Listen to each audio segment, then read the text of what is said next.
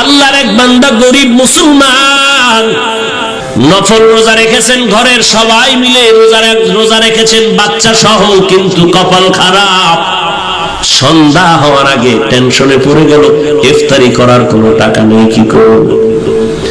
আল্লাহর বান্দা পেরেশান হয়ে গেলেন, কোন মুসলমান ভাইয়ের কাছে গেলে একটু টাকা আমি পাইব, আমার একটু ধার দিবে, আমি আদায় করে দিব। চিন্তা করে দেখলো, হ্যাঁ আমার এক বন্ধু মুসলমান আছে, তার কাছে যাই। গরিব মুসলমান রোজাদার মুসলমান ধনীর বাড়ি গিয়া কাও, আল্লাহর বান্দা আমি বড় গরিব মানুষ, আমি এক গ্লাস পানি দিয়ে স্ত্রী সহ ইফতার করতে পারবো, কিন্তু আমার সন্তানেরা রোজাদার, ওদের মুখের সামনে দিতে না পারলে কলিজায় বড় আঘাত।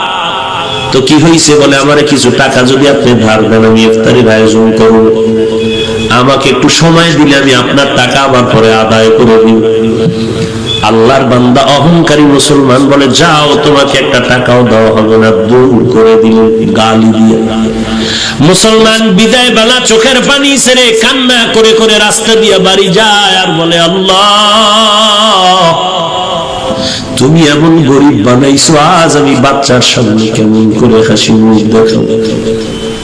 ইফতারি করার কোনো আয়োজন নাই, আমি তো এক গ্লাস পানি দিয়ে আমার স্ত্রী নিয়ে ইফতারি করতে পারবো, কিন্তু বাচ্চাগুলোরে কিছু না দিলে তো আমি কষ্ট পাবো। আল্লাহর বান্দা চোখের পানি ছেড়ে কান্না করে আর বাড়ির দিকে আগায়। হঠাৎ করে একটা বিধর্মীর সাথে মোলাকাত হয়ে গেল। বিধর্মী ভাই ডাক দিয়া কয়, মুসলমান ভাই কেন কাঁদো? বলে, তুমি শুনে লাভ? বলে, হ্যাঁ বলো। বলে, এই হালাত আমার মুসলমান ভাই টাকা দেয়নি, দেয় নাই তো ভালো, কিন্তু গালাগালি করে ধমক দিয়া কত বাজে কথা বলে তারাই দিয়েছে। বিধর্মী আল্লাহর বান্দা বলে, যদি মনে কোনো কষ্ট না নাও, আমি তোমার ইফতারির টাকা দিব, পারলে তুমি আমাকে দিয়া দিও, না পারলে কোনো দাবি নেই, যাও তুমি টাকা নিয়ে যাও। লোকটা চিন্তায় পড়ে গেল, আমি কি করব? কিন্তু নিরুপায় হইয়া যখন বিধর্মী রিকোয়েস্টে টাকা নিয়ে ইফতারির আয়োজন করল, সন্ধ্যাবেলা ইফতারির সময় বাচ্চাদের নিয়ে মোনাজাত করলো, হে আল্লাহ আমি কি দোয়া করবো এই বিধর্মীর জন্য? মুসলমান তো টাকা দিল না, বিধর্মীর জন্য আমি কি দোয়া করব? তবে এতটুকু করি, হে আল্লাহ তুমি দয়ার নজরে, আমি তো বেঈমানি করতে পারি না, যে উপকার করলো তার তো শুকর আদায় করতে হবে, আমি এতটুকু দোয়া করি, তুমি তার সিনার মধ্যে হেদায়েতের নূর দান করে দিও। আল্লাহর বান্দা ইফতারির সময় দোয়া কবুলে এই দোয়া করিয়া ইফতারির আয়োজন কমপ্লিট করে রাত হয়ে গেল। গভীর রাতে সবাই ঘুমায়। এরে চট্টগ্রামের ধনী মুসলমান ভালো করে শুনো, আজকে তোমার টাকা কুকুরে খায়, কিন্তু তোমার বাড়ির পাশে কত গরিব একবেলা ভালো খানা খেতে পারে না। তোমার টাকা কত বাজে কাজে যায়, অথচ মাদ্রাসায় কত ছাত্র কোরআন পড়ে, এই শীতের মধ্যে একটা কম্বল কেনার টাকা নাই, একটা শীতের পোশাক কেনার টাকা নাই। তুমি যদি বলতা, ও কোরআনওয়ালা ছাত্র ভাই, আমি তোমার কম্বলের টাকা দিয়ে দিলাম, তোমার শীতের পোশাক কিনে দিলাম, ওই বাচ্চাটা রাত 10টার পরে ঘুমাইয়া আবার আজানের আগে উঠিয়া ওযু বানাইয়া ঠান্ডা পানি দিয়ে ওযু করে কোরআন তেলাওয়াত করে, নামাজ পড়ে দোয়া করবে, আল্লাহ যেই বান্দা আমার উপকার করলো তুমিও তার একটু উপকার করো। এই বান্দার দোয়া তো কখনো খালি ফেরত যাবে না, কারণ তোমার আমার জবানে গালি আছে, কোরআনওয়ালার জবানের মধ্যে গালি নেই। ওই তালিবুল ইলমের জন্য সমস্ত দুনিয়ার মাখলুকাতেরা দোয়া করে, ওই বান্দার শুকর আদায় করে দোয়া করলো। রাতের বেলা সবাই ঘুমায় গেল, ঘুমাইলো, মুসলমান ঘুমায় গেল। হঠাৎ করে যেই মুসলমান অহংকারী গরিবের লাথি মেরে তাড়ায় দিল, টাকা দিল না, বাজে কথা বলল, ওই মুসলমান অহংকারী ঘুমের মধ্যে স্বপ্ন দেখতেছে কিয়ামত কায়েম হয়েছে। কিয়ামতের ময়দানে মানুষগুলো গলা কাটা মুরগির মতো চিল্লায়, উপরে সূর্যের গরম, সূর্যের গরমে জমিনটা হয়ে গেল তামা, ওদিকে জাহান্নামের আওয়াজ, মানুষগুলো ছুটাছুটি করে পালায়ন করবে, কোথায় যাবে? অসহ্যকর অবস্থা, গরম সহ্য করা যায় না, মাথার মগজগুলো টাস টাস করে ফাটতে শুরু হলো, চোখের পানি, কান্নার আওয়াজ। ওদিকে আমার আল্লাহ পাকের কাহারিয়তের আওয়াজ চলতেছে, লিমানিল মুলকুল ইয়াউম লিল্লাহিল ওয়াহিদিল কাহ্হার। হাসরের ময়দানটা যেন থরথর করে কাঁপতেছে। ওই মুসলমান বলে, আমি সব আল্লাহকে ভালোবাসলে চ্যানেল সাবস্ক্রাইব করুন। ভাই, সূর্যের গরম সহ্য করতে পারি না। হঠাৎ করে তাকায় দেখলাম হাসরের মাঠের এক কিনারে একটা সুন্দর স্বর্ণের বিল্ডিং দেখা যায়। আমি দৌড়াইয়া চলে গেলাম বিল্ডিং এর মধ্যে একটু আশ্রয় নেওয়ার জন্য। গিয়ে দেখলাম তালা লাগানো, দারোয়ান ফেরেশতা বসে আছে। বললাম, ওরে দারোয়ান, একটু দরজাটা খুলিয়ে দে, এই হাসরের কষ্ট সহ্য করতে পারি না। দারোয়ান ডাক দিয়া কয়, এটা তোমার জন্য বানানো হয়নি। বলে, এই তালার চাবি কে পাইবে? বলে, দুনিয়াতে যারা গরিবের সাহায্য করেছে তাদেরকে আল্লাহই চাবি দিবে। মুসলমান অহংকারীটা ঘুম ভেঙ্গে হতাশ হয়ে গেল। দেখলাম কি হলো, কি দৌড়াইয়া গরিব মুসলমানের বাড়িতে হাজির। মুসলমানের গিয়ে কয়, মাফ করে দে, কত টাকা চাও? বলে, এখন আর হবে না, 1 টাকাও চাই না, টাকা লাগবে না। বলে, গতকাল ইফতারির কেমনে আয়োজন হয়েছে? বলে, শুনে কি লাভ হবে? বলে, বলে, আমার এলাকার পাশে এক বিধর্মী আমার ইফতারির আয়োজনের টাকা দিয়েছে। বলে, টাকাটা তুমি ফিরায় দাও। বলে, আমি পারবো না, সে টাকা নিবে না বলেও আওয়াজ দিয়েছে। মুসলমান পাগলের মতো দৌড়াইয়া বিধর্মীর বাড়ি চলে গেল। অহংকারী বিধর্মীরে গিয়ে কয়, ভাই, গতকাল তুমি নাকি মুসলমানের ইফতারির টাকা দিয়েছো, নাও তোমার টাকা বাড়ায় যা চাও আমি দিতে রাজি। বলে, কারণটা কি?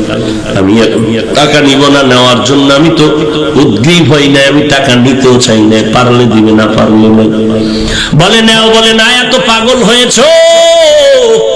এই পাগলটা যদি কালকে হইতি কপাল খুলতো। এখন বিল্ডিং দেখা পাগল হয়েছো, এখন আর ওই বিল্ডিং তোমার কপালে আর নাই। মুসলমান আরো আশ্চর্য হয়ে গেল। বিল্ডিং দেখলাম আমি, বিধর্মী কেমনে ঘরের মধ্যে? খবর পাইল হাসরের মাঠে। এই বিধর্মী ভাই, কেমন করে খবর পেয়েছ? বিধর্মী ডাক দিয়ে কয়, আর আমারে বিধর্মী কয়ে ধাক্কা দিস বড় মুমিন। এই মুমিন ভাই, আমি রাতের বেলা যখন ঘুমায় গেছি, ওই ইফতারির আয়োজন করিয়া আমি দিলটা বড় খুশি হয়ে গেছে। জানি না সে আমার জন্য কি দোয়া করেছে। রাতের ঘুমের ঘরে আমি তাকাইয়া দেখি মদিনার পয়গম্বর হাজির। মায়ার নবী এসে আমার সামনে এসে আমার হাতটা ধরে কয়, আর ঘুমাইয়া থাকিস না, ও জাহান্নামের আগুনে কেমন করে তুই জ্বলবি? আমারে মায়ার নবী হাত ধরিয়া কালেমা পড়াইয়া হাতটা ধরিয়া কয়, দেখ তুই গরিবের কি সাহায্য করেছো, আমার আল্লাহ এত খুশি। তাকায় দেখ, মরণের পর আল্লাহ তোর জন্য একটা সুন্দর বিল্ডিং বানায় রাখছে, বালাখানা। এরে যুবক, অহংকারী করিস না। এলেমের বড়াই, আমলের বড়াই করে কি লাভ? সাহাবায়ে কেরামের মতো তো আমল তুমি আমি করতে পারি না, তাদের মতো এলেম তোমার আমার নাই, তাদের মতো তাকওয়া তোমার আমার নাই, তাদের মতো তাহাজ্জুদ তোমার আমার নাই, তাদের মতো এলেম আমল তোমার আমার নাই, তাদের মতো বড় মুহাদ্দিস জমিনে কেউ হবে না, হয় নাই, তাদের মতো বড় মুফাসসির কেউ নাই, হবেও না, তাদের মতো তাকওয়াওয়ালা কেউ নাই, হবেও না। এরপরে তাকায়া দেখো, সাহাবায়ে কেরামের মধ্যে আবার 10 জন সাহাবা জান্নাতের সুসংবাদ পাইলেন। 1 নম্বরে আবু বকর, এরপরে ওমর, ওসমান, আলী রাদিয়াল্লাহু আনহু আজমাইন। এদের ইতিহাস তাকাও। 10 জন সাহাবা জান্নাতের টিকিট পাওয়ার পর নামাজে দাঁড়ায় সারা রাত কান্নার আওয়াজ। কান্নার একটাই কারণ, কবরে আমার কি উপায় হবে, এই জন্য কান্না। ওসমানের কান্না দেখে সবাই পাগল, কবর দেখলে হাউমাউ করে কান্না করে। কারণ সাদা কাপড়ের মধ্যে যখন তোমাকে আমাকে ঢুকাইয়া দেওয়া হবে। সাদা কাফনের বাসিন্দা যখন হয়ে যাব, কে পীর, কে মুরিদ, কে শিক্ষক, কে ছাত্র, কে ইমাম, কে মুক্তাদি, কোনো ভেদাভেদ নাই। কারণ আমার কপালেও লেখা নাই আমি শিক্ষক। কে আলেম, কে মুহাদ্দিস, কে মুফতি সাহেব, সাদা কাফনের মধ্যে লেখা থাকবে না। জানাজার কোয়ালিটি শেষ করিয়া ওই খাটিয়া কাঁদে দিয়ে যখন কবরের মধ্যে শুয়াইয়া বিদায় হয়ে যাবে, সবার কাছে দুইজন ফেরেশতা তিনটা প্রশ্ন নিয়ে হাজির হয়ে যাবে। রবের পরিচয় দাও, ধর্মের পরিচয় দাও, রাহমাতুল লিল আলামিনের পরিচয় দাও। কাউকে জিজ্ঞাসা করে না করা হবে না তুমি কোন দলে ছিল, তুমি কোন পীরের মুরিদ হয়েছিল বলো, তুমি কোন মাদ্রাসার ছাত্র হয়েছিল বলো, তুমি কোন রঙের টুপি পরেছো বলো। এগুলো কোনো প্রশ্ন করা হবে না। তিনটা প্রশ্ন, রবের পরিচয় দাও, ধর্মের পরিচয় দাও, রাহমাতুল লিল আলামিনের পরিচয় দাও। তারাই কবরে গিয়া জবাব দিতে পারবে। যারা দুনিয়াতে রবের গোলামির রশিটা গলায় লাগাইছে, এরা কবরে গিয়া বলবে রব্বি আল্লাহ, আমার একমাত্র রব হলেন আমার আল্লাহ। আমি আল্লাহকে বেজার করে কোনো কাজ আমি করি নাই। আমি আল্লাহর রাজির বাইরে কোনো দিন কি দিন আল ইসলাম, আমার ধর্ম একমাত্র ইসলাম। ইসলাম ছাড়া কোনো ধর্মের চিন্তাও অন্তরে আনি নাই। এরপরে আমার মায়ার নবীকে দেখায়া বলবে চিনো? হ্যাঁ, ইনি তো আমার সেই মায়ার নবী, যেই নবীকে দেখার কত কান্না করেছি, দেখার জন্য পারি নাই। আলেম ওলামাদের মহব্বতে নবীর আদর্শের টুপি পরেছি, বাড়িটা লম্বা করেছি, মাদ্রাসায় লেখাপড়া করেছি। কত মানুষ কত বাজে কথা বলেছে, মাদ্রাসায় পড়ে লাভ নাই, টুপি পরে লাভ নাই, এরপরে ফালাই নাই। ওই নবী তো আমার আপন। আল্লাহ অর্ডার করবে আর কষ্ট দিও না, তাড়াতাড়ি কবরে জান্নাতের বিছানাটা বিছায়া দাও। পক্ষান্তরে যারা কবরে গিয়ে জবাব দিতে পারবে না, কারণ রবের গোলামি করে নাই, ইসলাম ধর্ম পালন করে নাই, আর নবীর সুন্নতের খবর নাই, মাথার চুলগুলোর মধ্যে নবীর সুন্নত ছিল মানে নাই। নবীর সুন্নত উম্মতের জন্য বড় নেয়ামত। যেই সুন্নতের আদর্শের মতো পবিত্র আদর্শ জমিনে কারো নাই। আঙ্গুলের নখগুলো কাটার মধ্যে নবীর সুন্নত ছিল মানে নাই, চুল কাটার মধ্যে রাখার মধ্যে নবীর সুন্নত ছিল, উম্মতেরা মানে নাই। বান্দা জুতা পরিধানের মধ্যে নবীর সুন্নত ছিল মানে নাই, মসজিদে ঢুকতে সুন্নাত, বের হতে সুন্নাত মানে নাই, বাথরুমে ঢুকতে সুন্নাত, বের হতে সুন্নাত মানে নাই। নবীর সুন্নাত না মানার কারণে ওই বান্দা হাসরের ময়দান কবরে যাওয়ার পরে তো নবীকে চিনবে না, শুধু একটা আওয়াজ দিবে, লা আদ্রি, লা আদ্রি, আমি কিছুই জানি না। আল্লাহ তাআলা কুদরতি আওয়াজ দিয়ে বলবে, এরে ফেরেশতা, আর বান্দারে সুযোগ দিয়া লাভ নাই। এই বান্দারে আমি দুনিয়াতে কম সুযোগ দেই নাই। আমার দেওয়া পানি, আমার দেওয়া বাতাস, আমার দেওয়া সূর্যের আলো, চাঁদের আলো, সব নিয়ামতগুলো ভোগ করার পর আলেম ওলামাদের কথা তো মানেই নাই, বরং আলেমের গালাগালি করেছে আর বলেছে ওলামায়ে কেরামের কথা মতো চলবো না। ওলামায়ে কেরাম যদি নামাজের কথা বলছে, বলে নামাজ পড়বো না, দেখি কার শক্তি আছে নামাজ পড়াবে। আমার ওয়ারাসাতুল আম্বিয়া নবীর ওদের বিরোধিতা করেছে। আমি আল্লাহ এখন আর সুযোগ দিব না। ও ফেরেশতা, তাড়াতাড়ি কবরের মধ্যে জাহান্নামের আগুন বিছানা বিছায়া দাও, জাহান্নামের সাথে একটা রাস্তা বানায় দাও। আল্লাহ গোসা নিয়ে বলবে, রে কবরের মাটি, এই নাফরমানের দুই পার্শ্ব থেকে জোরে জোরে চাপ দাও, চাপের কারণে পাজরের হাড়গুলো চুরমার হয়ে যাও। এরে আল্লাহর বান্দা, বালিশে মাথা লাগাই 1 মিনিট চিন্তা করো, সমস্ত আল্লাহওয়ালারা এত বেশি আমল করিয়াও কান্না বন্ধ করেন নাই, সাহাবায়ে কেরাম কান্না বন্ধ করেন নাই। আমার নবী, যার কোনো গুনাহ নাই, সারা রাত নামাজে কান্না করেন আর কাটায় দেন। আজকে তুমি কিভাবে ভাবলা যে কান্না লাগবে না? আল্লাহ বলেন বেশি বেশি কান্না করো। নবী বলেন এক ফোঁটা চোখের পানির দাম কত? 70 বছর পর্যন্ত অন্যায় করেছো, এক ফোঁটা চোখের পানি যদি ফেলতে পারো, তোর জীবনের 70 বছর গুনাহগুলো আল্লাহ মাফ করে দিবে। এরে নবীর উম্মতের দল, ও যুবক, আমি বলি না তুমি নবীর তরিকা মেনে স্কুল ছেড়ে দাও, চাকরি ছেড়ে দাও, না না, স্কুলে থাকো, খবরদার বের হবে না। ওখানে লেখাপড়া করে ডাক্তার, ডক্টর, ইঞ্জিনিয়ার হও, আমাদের দেশের জন্য বড় গৌরব। তবে তাকায় দেখো, ডানে বামে তোমার আমার মতো কত বান্দা ডাক্তারি করে, নামাজ বাদ দেয় না। বান্দা তাকায় দেখো, স্কুল কলেজে লেখাপড়া করে নামাজ বাদ দেয় না, তোমার বিবেকরা জিজ্ঞাসা করো তুমি কেন পারবা না রে বাবা? নবীর সুন্নতের মালাটা গলায় রাখতে পারবা না কেন? চট্টগ্রাম বিশ্ববিদ্যালয়ের দিকে নজর করে দেখো, এমনও কত ছাত্র আছে মাথায় টুপি আর পাগড়ি, লম্বা দাড়ি, লম্বা জামা পরিয়ে ক্লাস করে আছে না? রিকশা ড্রাইভার ড্রাইভারি করে আজান হলো, মসজিদে গিয়ে নামাজ আদায় করতেছে। এরে আল্লাহর বান্দা, তোমার আমার মতো যুবক কত টাকার মালিক, 1 টাকাও হারাম খায় না, নামাজ বাদ দেয় না, তুমি কেন পারবা না রে বাবা? আল্লাহর কাছে তওবা করো। কয়দিন আর যৌবনের বাহাদুরি করবা? কয়দিন আর? তোমার আমার বয়সের কত যুবক এই করোনা ভাইরাসের মধ্যে কবরে চলে গেল, তোমার আমার বয়সের থেকে কম বয়সের যুবক কবরে চলে গেল। কয়দিন আর বাহাদুরি করবা? আল্লাহর কোরআনটা কি মিথ্যা মনে করেছো? উলামায়ে কেরামের কথা কি মিথ্যা মনে করেছো রে বাবা? যদি মিথ্যা হইতো সাহাবায়ে কেরাম জীবনটা দিয়ে কান্না করতেন না, আল্লাহর নবী এত কষ্ট করতেন না, আউলিয়ায়ে কেরাম এত কষ্ট করে জীবনটারে কাটাইতেন না। এখনো সময় আছে, দলাদলি ছেড়ে দাও, একমাত্র আল্লাহ ওয়ালাদের সাথে সম্পর্ক লাগাও। কোন আল্লাহ ওয়ালা? যাদের বয়ান শুনলে আমল মোহাব্বত বাড়বে, আমল হবে, যাদের বয়ানে চোখের পানি আসবে, দিলটা নরম হবে। আল্লাহর কাছে কান্না করো, তৌফিক চাও, হে আল্লাহ জীবন চলে যাবে, আর কোনোদিন নামাজ ছাড়বো না, বেপরদায় চলবো না, উলামায়ে কেরামের বিরোধিতা করবো না, লেখবো না, জবানে কিছু বলবো না, নবীর তরিকার বাহিরে চলবো না, সহিভাবে কোরআন শিখবো, 5 বেলার নামাজ আদায় করবো, মা বাবার খেদমত করে দোয়া নিব, নবীর তরিকা মতে চলবো, কোনোদিন দেশের বিরুদ্ধে, জাতির বিরুদ্ধে কোনো ষড়যন্ত্রে লিপ্ত হব না।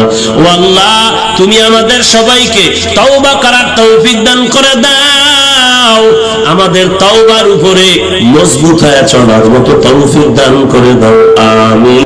লিকুল্লি শাইইন জিনাতুন ফিল ওয়ারা وزينة المرء تمام الأدب از خدا خواهی میں توفیق ادب بے ادب محروم گشت از فضل را। এজন্যই তো মদিনার নবী বলেন, আল্লামানি রব্বি ফাআহসানা তা'লিমি, আদাবানি রব্বি ফাআহসানা তা'যীমি। আল্লাহ আমাকে ইলম দান করেছেন, শিক্ষা দিয়েছেন। আল্লাহর দেওয়া শিক্ষা দেওয়া কত ইলম, কত সুন্দর। আল্লাহ আমাকে আদব শিক্ষা দিয়েছেন, আল্লাহর শিক্ষা দেওয়া আদবটা কতই না সুন্দর। আজ আমি মুহাম্মদের আদবওয়ালা আদর্শের কারণে বেঈমানেরা আমার সাথে তর্ক করে না, আমার হাঁটার হালাতটা দেখে পর্যন্ত বেঈমান পাগল হয়ে যায়। আমার বসার আদব দেখে কত বেঈমান নরম হয়ে যায়। আমি মুহাম্মদের চাহনি দেখলো মানুষের দিলের মধ্যে আকর্ষণ সৃষ্টি হয়। আমি মুহাম্মদের ব্যবহারের দ্বারা দুশমন পর্যন্ত পাগল করা হয়ে যায়। কারণ আমি মুহাম্মদকে আদব শিক্ষা দিয়েছেন আমার আল্লাহ। আনা বুইস্তু মুআল্লিমা, আমি গোটা জগতের শিক্ষক হয়ে প্রেরিত হয়েছি। এরে নবীর উম্মতের দল, আল্লাহ বলেন যারা আমার নিয়ামত পেয়ে শুকর আদায় করবা, আমি নিয়ামত আরো বাড়াই দেব। যদি বান্দা নিয়ামত পেয়ে অহংকারী করো, শুকর আদায় না করো, নিয়ামত ছিনাই নিব, পরকাল জিন্দেগি তোমার জন্য ভয়ঙ্কর শাস্তি অপেক্ষমান। আল্লাহ তাআলা দুনিয়ার মধ্যে যা কিছু সৃষ্টি করেছেন সবগুলো নিয়ামত। এর মধ্যে আমরা মানুষ আল্লাহর কাছে বড় দামি নিয়ামত। ওয়ালাকাদ কাররামনা বানি আদম ওয়া হামালনাহুম ফিল বাররি ওয়াল বাহরি ওয়া রাযাকনাহুম মিনাত তাইয়্যিবাত وفضلناهم على كثير ممن خلقنا تفضيلا। বনি আদম জাতি বড় শ্রেষ্ঠ জাতি। এই মানুষ আল্লাহ আমাকে বানিয়েছেন বড় নিয়ামত। আমি কোনদিন বলি না আল্লাহ তুমি আমাকে মানুষ বানাও। আদমের আওলাদ হতে পেরে আজ আমি ধন্য হয়ে গেলাম। আল্লাহ আমাকে মানুষ না বানায় যদি ভিন্ন কোনো প্রাণী বানাইতেন কিছু করার ছিল না। আল্লাহ দয়ার নজরে আমাকে চাওয়া ছাড়াই মানুষ বানানোর পরে আজ তাকায় দেখি কত বেঈমান, কত হিন্দু, কত ইহুদি, কত খ্রিস্টান, কত বৌদ্ধ মুসলমানের ব্যানারে এসে কালেমা পড়ে। আল্লাহকে এত দয়াময়, আমাকে আল্লাহ দয়া করিয়া এই মুসলমানের ঘরে পাঠায় দিলেন। কত বান্দা আফসোস করে আমি আখিরি নবীর উম্মত হতে পারলাম না। আল্লাহ আপনাকে আমাকে আখিরি নবীর উম্মত করে পাঠাইলেন। গোটা জগতের জন্য আমার নবী বলে বড় নিয়ামত। এমন একজন নবী আল্লাহ আমাদেরকে দান করেছেন যে নবীর মতো কোন নবী নাই। যেই নবী আমার আল্লাহ এত মহব্বতের বন্ধু। ঈসা নবী আল্লাহর বন্ধু, মুসা নবী আল্লাহর বন্ধু, ইব্রাহিম নবী আল্লাহর বন্ধু, মুহাম্মদ আল্লাহর বন্ধু। আম্বিয়া কেরাম আমার আল্লাহ পাকের আশিক। আর আমার আল্লাহ বলেন আমি আল্লাহ নিজেই আমি মুহাম্মদের আশিক। जहाँ तक है रबूबियत खुदा का वहाँ तक है नबूवत मुस्तफा का। আমি আল্লাহ হলাম রব্বুল আলামিন, আমার বন্ধু মুহাম্মদের বানায় দিলাম রাহমাতুল লিল আলামিন। গোটা জগতের জন্য আমি আল্লাহ রাব, আমার বন্ধু মুহাম্মদ হলেন রহমত। এরে বান্দা আমি আল্লাহ তোমাকে এত পরিমাণ নিয়ামত দান করলাম, ওয়া ইন তাউদ্দু নি'মাতাল্লাহি লা তুহসুহা। গণনা করো বান্দা, তুমি নিয়ামত শেষ করতে পারবে না। আল্লাহ আমাকে মানুষ বানাইছে, সব আমার আল্লাহর দেওয়া, আমার কিছুই নেই। আসলে আমি চাপার জোরে বলি সব আমার। আমার বাড়ি, আমার গাড়ি, আমার টাকা, আমার পয়সা, আমার কণ্ঠ, আমার বয়ান, আমার ভক্তবৃন্দ, এগুলো কিচ্ছু না, সব আমার আল্লাহর দেওয়া।